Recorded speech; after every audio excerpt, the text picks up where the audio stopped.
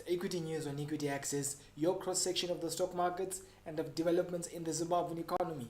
A beautiful evening it is to you. Thank you for joining us as we broadcast live from our Hampton studios in Harare. Ibn Mabunda signing in.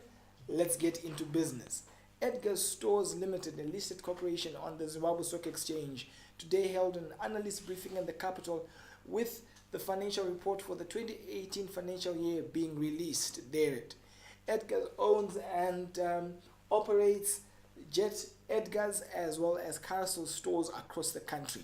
Just a few days back, Edgar's successfully acquired Edgar's and Jet brands from parent Edcon, which is listed on the Johannesburg Stock Exchange. Here are the details. Well, Edcon has had a 38% stake in Edgar Zimbabwe, and now in a deal with $1.5 million as Edgar's acquires Jet brands as well as Edgar's, they actually concluded that deal there. So yes, they now have the rights to those two brands. Well, into the financial performance, revenue scaled 20.2% to $75 million, while profit after tax also grew 114% to $8.5 million. Let's dive into the stats. Coming from 2015 full year, where they recorded revenue of $73 million and profit after tax of $5.2 million. In 2018, there you have $4.1 million in profit after tax, as well as revenue of 64%. And that right there is where you have the increase in terms of revenue to 20.2%, as well as profit after tax growing 114%. Right, this would be the segment analysis. On my left, this would be the unconsolidated, then the other side would be the consolidated. This side here, you have Edgar's, which has 55.7%, Carousel 5.2%, Jet 37.1%. On the other hand, you have Edgar's, which has 58.5%, as well as Carousel 0% in terms of contribution in that space. Then in terms of the turnover, now this is where it actually gets more interesting, because this corporation here is moving from a position where in 2016 they recorded cash sales of 31% against credit sales of 68.4%. Beg your pardon. Now in 2018 that is actually thinned out to 58.4% in terms of credit sales against cash sales of 41.6%. But why is this important? This is important because it reduces the debt exposure of the corporation. The more the credit sales that the business actually has, then the more exposed it is. This would be akin to Edcon, which actually had to grapple with such issues in recent years.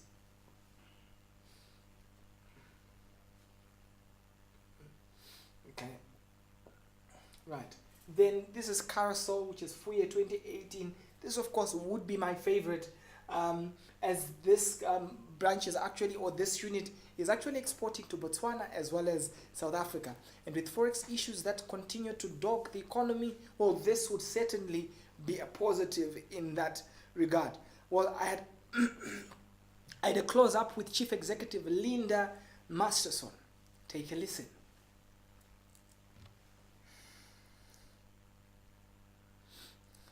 Congratulations on a positive performance. Your revenue scaling 20.2%, as well as your profit after tax also going up by 114%. Would you want to take us through the details of that? I mean, I'm sure it's been something that you can actually look back at and be proud of, given the fact that things were a bit turbulent very much in the market, and you're still able to actually sail in the black.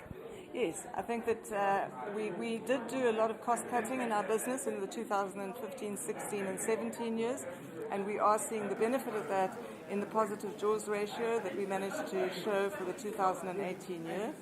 Our top line performance was not positive in real terms because we did have a reduction in unit sales in that period, but certainly a very solid bottom line performance, even in real terms, at 114% growth. Fantastic. Also on the terms of the positives, you did also indicate the fact that you have been able to clear your foreign liabilities in that regard. Would you want to take us through the strategies that you actually implemented to get that? Yes, I think that it was there was a huge charm offensive with the banks, and we did come up with some success in our finance department in actually obtaining the foreign currency that we required in order to clear all foreign liabilities by the end of the year, which was a fantastic achievement. Beautiful, Yes. beautiful. Now, let's talk about the acquisition of Jet as well as Edgar's brands from parent Edcon. Where do you think there's greater potential in terms of growth between these two giant brands, Edgar's as well as Jet? We see room for both of these brands in our market. We have a very solid customer base in our Edgar's chain, customers that have been with us for many years and will be with us for many years to come. The Edgar's chain does offer a better quality and a better range and a better, in some cases, fashionability of the product that we sell in the chain. It's a family chain. Jet, being more of a discount chain, certainly new into the market. We only introduced Jet in 2014, so a fairly new chain with potential for growth. Of course. Yeah. And then lastly, what would be your outlook? Are you optimistic? What are your sentiments going forward? I'm very optimistic. I think that we've got a difficult year ahead of us. I think as a country, we've got a difficult year ahead of us in the economy, for those of us that operated within the economy. And yes, it's not going to be easy, but I definitely have a positive outlook going further, and I believe that the structural adjustments that are being undertaken right now are going to bear fruit for the economy going forward. I'd just like to say that we do have an initiative that's close to our hearts in terms of environmental protection and usage of waste products, and our lovely model here is totally dressed in rubbish. It's beautiful. Isn't it amazing? It's amazing. It's amazing Fantastic. what you can do with some leftovers and things that most people would be throwing away. It's absolutely incredible. Congratulations on coming up with such a brilliant initiative. We need more of this. Thank you. Indeed, we do. Congratulations. In other business news, the Institute of Chartered Accountants, ICAS, today held a breakfast meeting in the capital to evaluate the ramifications of the recent monetary policy statement, as well as the PAAB, which is the Public Accountants and Auditors Board guidelines, which was, of course, the event was attended by captains of industry, chartered accountants, as well as representatives from the government. In October, just to take you down memory lane, Dr. Mangunjika, in a monetary policy statement pronouncement, said that there was parity between the then surrogate currency, the bond, and the United States dollar. Well, in a sudden twist of events, particularly on the 20th of February, RBZ spelled out disparity between the RTGS and the US dollar through the introduction of a interbank market system. This has brought about pandemonium across the market as corporates struggle to prudently value their balance sheets as well as their earnings. The Public Accountants and Auditors Board last week gave guidelines on reporting currency, maintaining that 2018 financials should be published in US dollars as that was the functional currency. Had a chat with the chairperson of the PAAB, Mr. Brian Chikizana, who is also a managing partner for KPMG. Let's have a look. And I speak on behalf of PAB just to make it very clear. Right. The biggest thing that impacted PAB on the monetary policy statement was statutory instrument 33, which came out of the monetary policy statement. And it basically prescribes the new currency, the RTGS, and the rate at which it would start off or would change over from the old multi-currency regime to the new RTGS dollar regime at 1:1, including for accounting purposes. And once you say including accounting purposes, it means it now touches on the accounting profession and the auditing profession, on financial statements and financial results for entities. So we've been looking at that and evaluating the impact and also considering the guidance that we can then issue out to the market for auditors and accountants. And I think another constituency there is people who use those financial statements to understand them Okay, beta. but I would ask, why was there need for a review since the statutory instrument was quite clear on currency and that? Yes, there was need for a review because some of the pronouncements coming out of the statutory instruments are not entirely consistent with international financial reporting standards. So international financial reporting standards govern or give guidance or provide standards for dealing with financial statements. Okay. So there is a bit of a disconnect there. Okay, but where does this put us with against the background of the rest of the world? I mean, recently, JSE listed Old Mutual discounted the results for the last 3 months of 2018. What would be the relevance? But those are the realities. When you do accounting, you have to account faithfully to users of financial statements. So if you look at Old Mutual, they would have had a reason for doing so, and people need to appreciate that reason and then agree or disagree with it. I mean, you as analysts in capital markets, you need to take a view, because I know you advise players in the capital markets in terms of buying, selling, investment strategies. But what's important is to provide that information so you can do your job, analyzing and making certain decisions. Yeah. But it must be appreciated that this was the environment. I think that's quite important. Okay, and lastly, may you spell out what it is that the balance sheet are going to look like in light of the MPS as well as the PAAB? Yeah. Just quickly. So our guidance is available for users, mostly through the professional accountancy organizations. But secondly, just in terms of what it's going to look like, directors have to apply their minds to the bigger issues. Okay. That are laid out in the guidance, what currency they are reporting in, what exchange rates they are working with, but taking cognizance of the law, in particular statutory instrument 33, which actually prescribes a rate and an interbank market going forward from the 22nd of February. But a lot may have a different experience prior to that.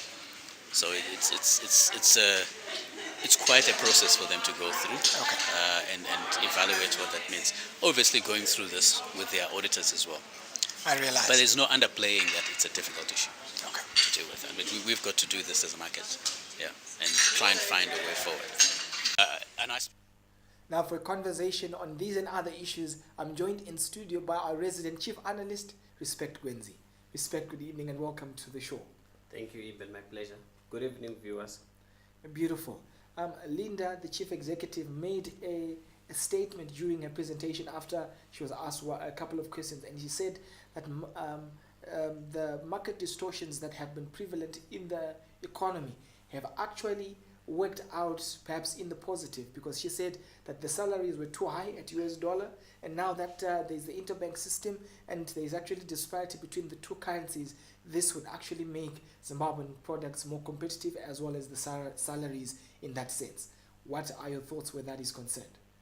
I think I hold quite a bit of a divergent view. Why? Because if you look at the effect of the deflationary effect of a change in the currency, it actually causes salaries to become less valuable. So the purchasing power of income is eroded with devaluation of the currency. So what that means is your spend also comes down with the decrease or with the exchange rate. What you were able to buy with a certain figure in US dollars is not the same amount of goods that you're able to buy with the same figure in bond or RTGS dollars. Why? Because prices have increased by the margin of the exchange rate. So to retain similar salary levels will not augur well with the aspect of driving demand upwards. So if you're looking at a chain store like Edgar's, you would need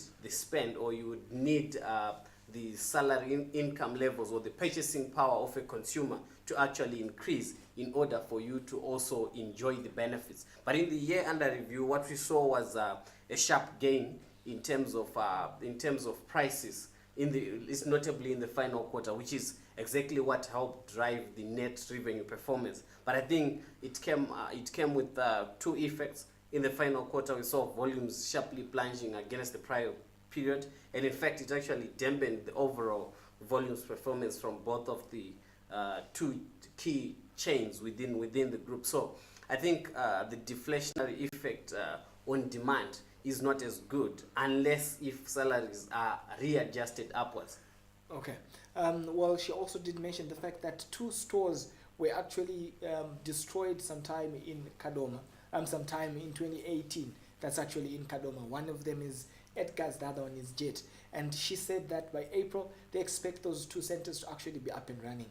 What contribution could that be to the performance of the group going forward?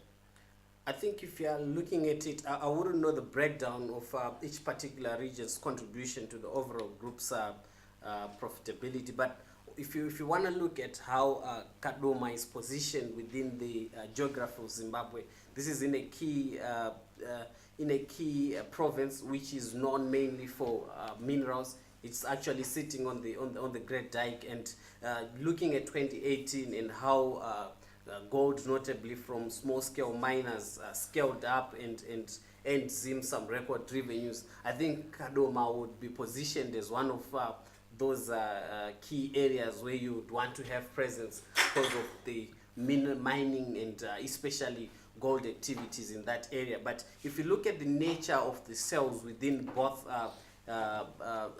between the 2 key retail outlets, the 2 chains, but the Jet one and the Edgar's one, you find that most of the customers who utilize Edgar's stores are the high end of the market. So for small scale miners, notably, they're not into that. They're not. It's not their lifestyle. It's a lifestyle of the executives, a lifestyle of mid top level managers across big companies. So those associate well with the Edgar's brand. But if you look at the nature of the services that are utilized by our Makorokozas or much of the small-scale miners, not to say all small-scale miners are Makorokozas, but generally that bracket of players in the market, they don't necessarily utilize such premium brands such as Edgar's. But Kadoma is really a place to be,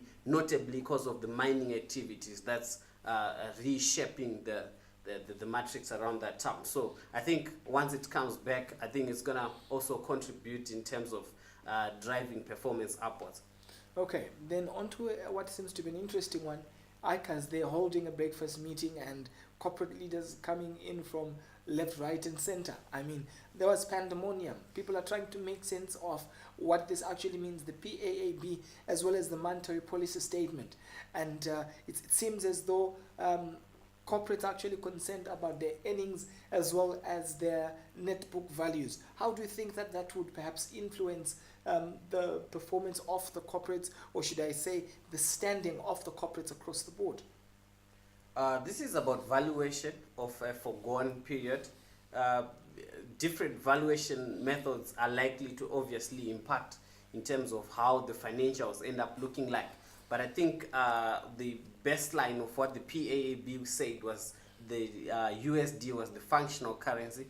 They had to pick a specific interest to say if your borrowings were in such denominated in such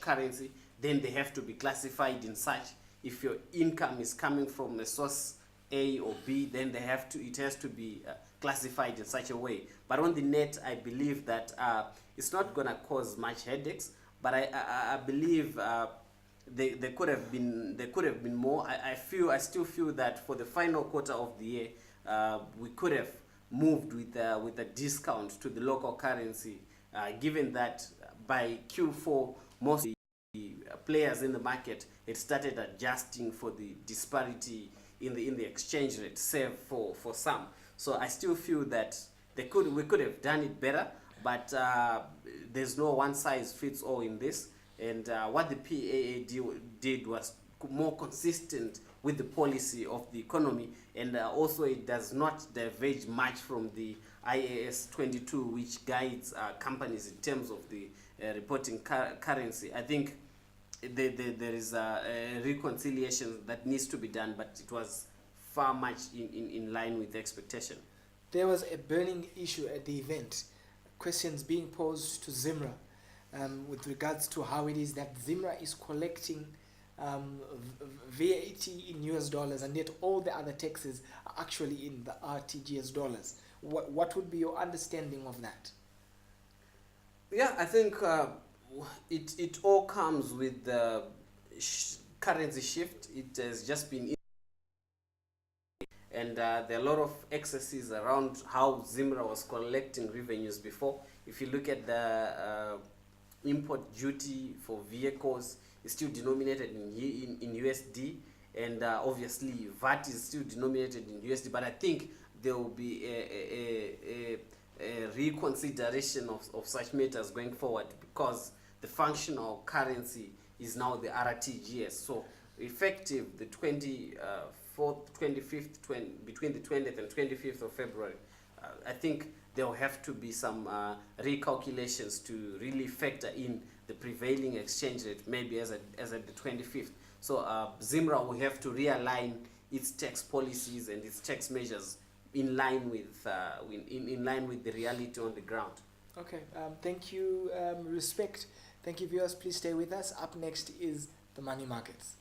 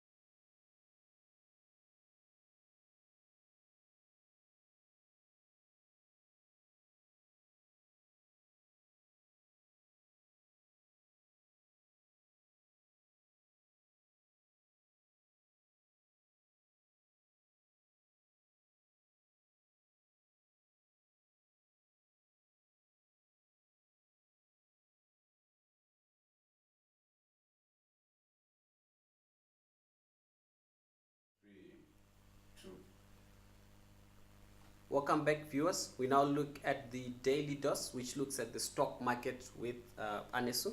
Anesu, let's kick into it. Today was a very damp day. We had about 26 counters that actually traded down from 32 counters in the previous session, which actually translated to about an 83% decline in the volumes traded on the stock market today. Pretty much then showing what's happening today on the stock market with reds across all of my indices. From the all share index, the industrials coming down 0.26% and 0.13% for both of these indices to settle at 120.55, and the industrial setting at 402.07 points.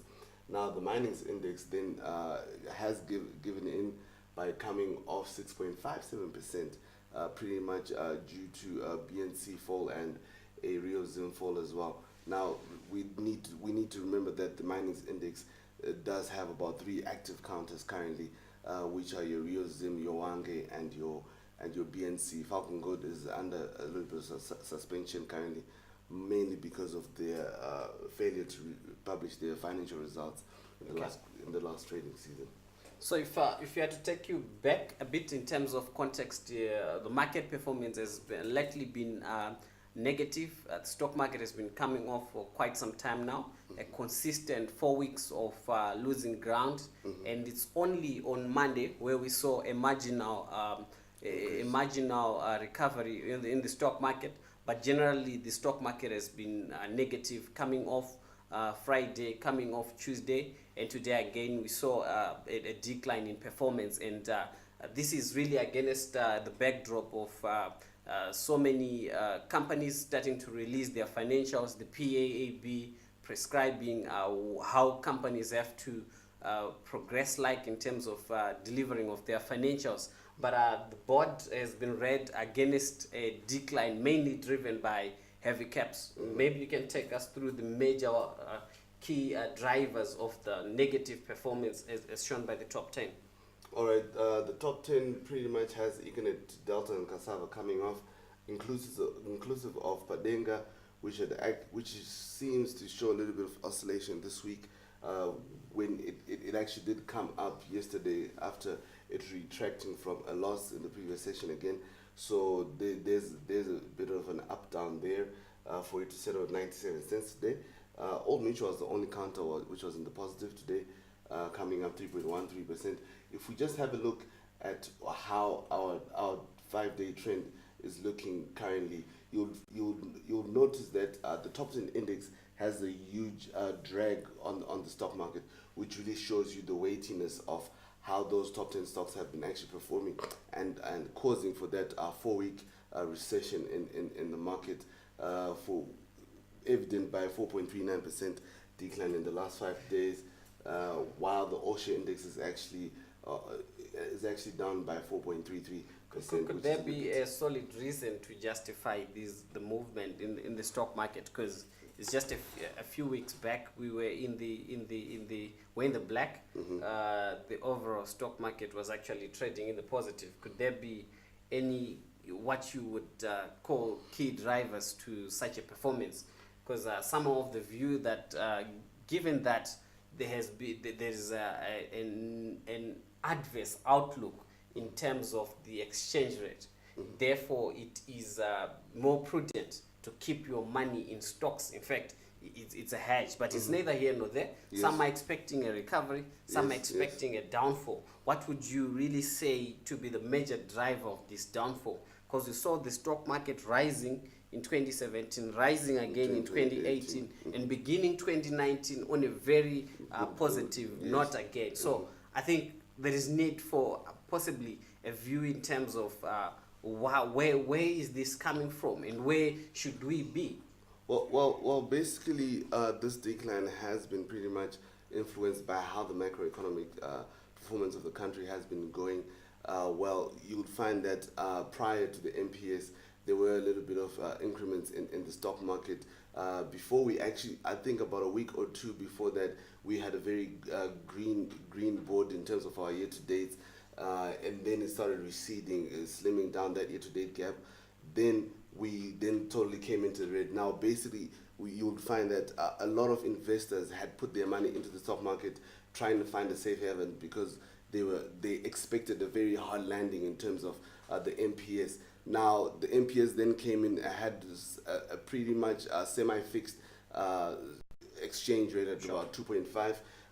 Then they thought probably they could take out their money out of the stock market, put it into the foreign currency market and play their hand there, maybe get $1 or $2 extra out of that market. But then it seems as if without a lot of market certainties as well. Yes, and liquidities that we didn't have within that market, we then found that a lot of investors started to come back into the stock market for them to have a sell-off and move on to counters such as Padenga or Old Mutual or Citgo International Limited, which have a foreign currency perspective, I'm still a fungibility perspective. I'm still baffled here.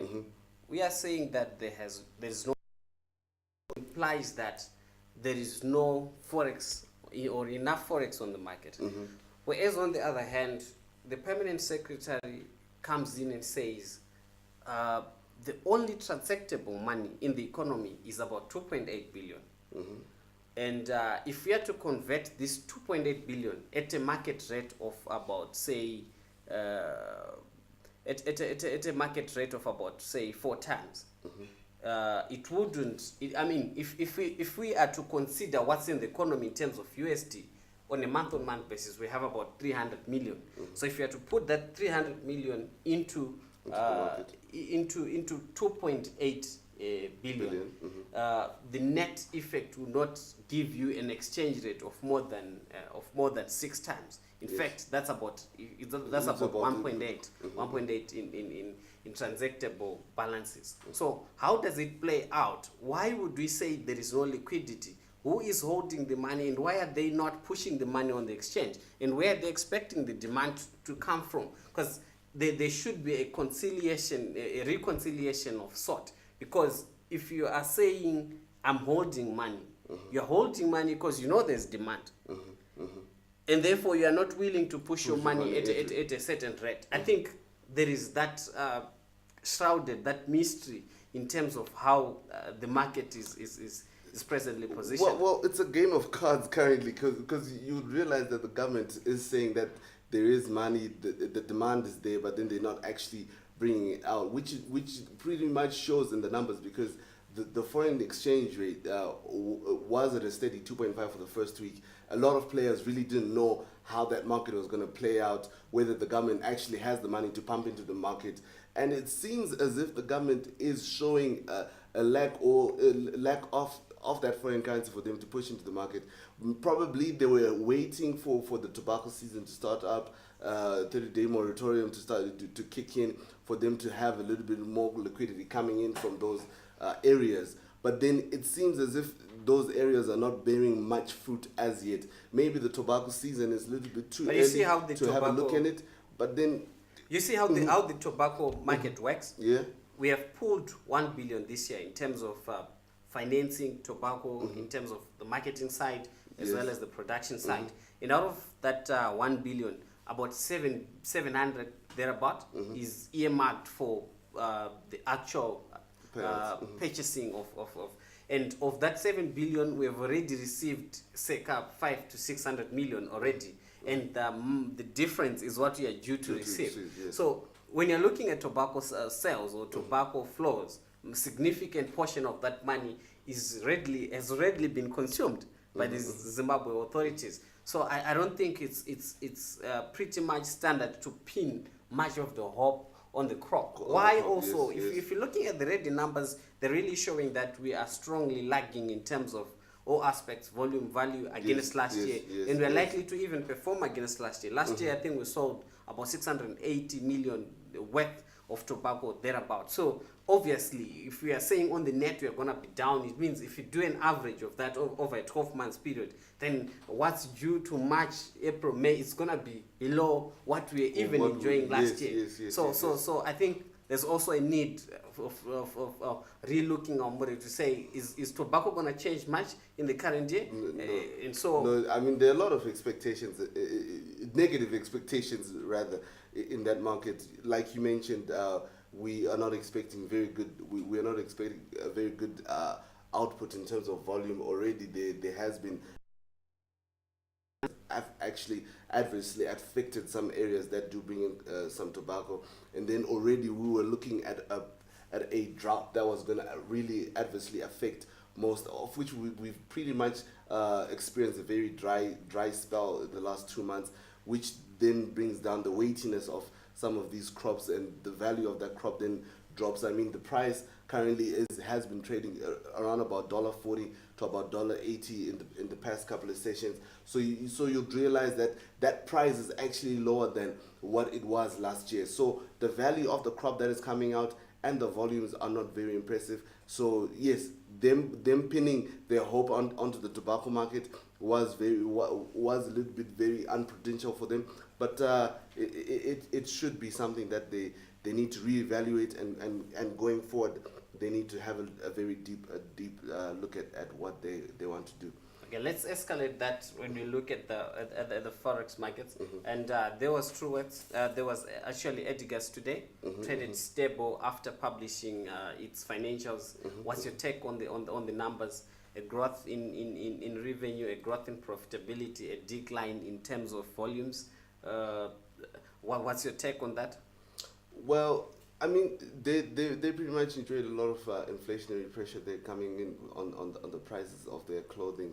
I wouldn't really say that they really enjoyed a lot in terms of how they performed because of the inflationary aspect that I'm talking about. Yes, their credit to cash sales did decrease It should have been otherwise, because I mean, you look at the macroeconomic issue, you would find that a lot of people would rather use credit for them to actually pay less when they need to pay it off. I mean, Yeah, but credit sales are coming off, and on the other they have hand, been coming you're off, fine. yes. Because on a very fundamental level, you're looking at the volumes, you're also looking at the number of accounts. And the number of accounts have been coming off in the main unit, which is the Edgar's unit. So I believe that there's something that's fundamentally wrong with the operation. Of course, Jet is marginally going up. This is a mainstream product, Yes, but the yes, key yes. Edgar's unit, Edgar's chain is realizing a decrease decline in the number of accounts, and I think that does not. It doesn't, yeah, no, it doesn't, because I mean, it holds a huge chunk. Like you and Eben discussed earlier on, it actually holds about 55% of that market. Sure. Let's move on to the forex market. Well, the Old Mutual implied rate did improve today, coming off to about 3.85 from 3.58. Well, pretty much we did see a close to about 3% increase in the local stock. How did it perform in Joburg? It was actually down in Joburg. So obviously the variance resulted in variance higher, in and a higher visibility. the forex, the interbank, The interbank rate rate keeps marginally worsening. taking, closing in on 3. Yes. Some banks are already trading at a solid 3. Okay. Some reports have got, but then this is pretty much on what the RBZ has been But publishing. it's interesting lately. how the two markets, especially the parallel market and the interbank market, are maintaining a certain margin, even though, I mean, as they go up, they're still parallel. Why isn't the gap closing? Competition. Competition. Well, what do you mean by that? I think it's as simple as that, because I mean, if I'm a parallel market player, I wouldn't want, and I have the confidence that I actually have the foreign currency to give out to whoever is demanding that foreign currency, then I would want to stay in the market. But what does your competition do? Versus the interbank now, we are not very sure of the volumes that are being traded on the interbank. We're not very sure whether the government actually has. So it's not enough. about competition, it's about the availability of money on the interbank market. But if I keep my price at a very humble rate, if I'm to say, I'll then come to a place where the interbank rate and the parallel market rate converge, and then I can probably get out of business. This is where my competition aspect is coming in. But you don't get to determine price if you don't have the liquidity. The issue here is the interbank market does not have sufficient liquidity. Yes. And the parallel market is aware that there's no enough liquidity. So they maintain that margin, knowing fully well that they will always attract clients because the interbank market cannot satisfy demand. So if they were in control, then they would manipulate rates either way. But I think we can agree that this divergence or this disparity is due to lack of transparency as well as liquidity issues on the interbank market. Yeah, pretty much. Thank you, Anisu. You kept the show. All right. Thank you, viewers, for watching us. Please don't forget to listen to our podcast on YouTube, Twitter, and as well as Facebook. We are at Equity Access on all 3 platforms. We also have a website that you can visit, which is www.equityaccess.net. Have a good evening.